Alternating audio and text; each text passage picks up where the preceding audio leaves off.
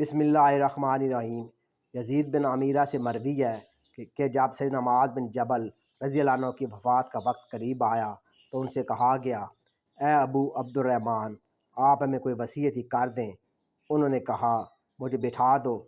پھر انہوں نے کہا، علم اور ایمان ایسی چیزیں ہیں کہ جو آدمی انہیں ان کے مرکز اور مقام سے حاصل کرنے کی کوشش کرے تو وہ انہیں حاصل کر ہی لیتا ہے۔ یہ بات انہوں نے 3 مرتبہ کہی۔ تم 4 آدمیوں سے علم حاصل کرو، سیدنا ابو درداء عویمر، سیدنا سلمان فارسی، سیدنا عبداللہ بن مسعود اور سیدنا عبداللہ بن سلام سے۔ وقت ذکر پہلے یہودی تھے، بعد میں انہوں نے اسلام قبول کر لیا تھا۔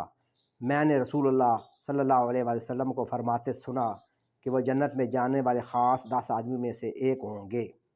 بسم اللہ الرحمن الرحیم۔ سیدنا سلمان فارسی رضی اللہ عنہ سے مروی ہے کہ اللہ تعالیٰ نے کہا، جب بندہ اللہ تعالیٰ سے سوال کرنے کے لیے اس کے سامنے اپنے دونوں ہاتھ دراز کرتا ہے تو وہ اس سے شرماتا ہے کہ ان کو خالی واپس کر دے۔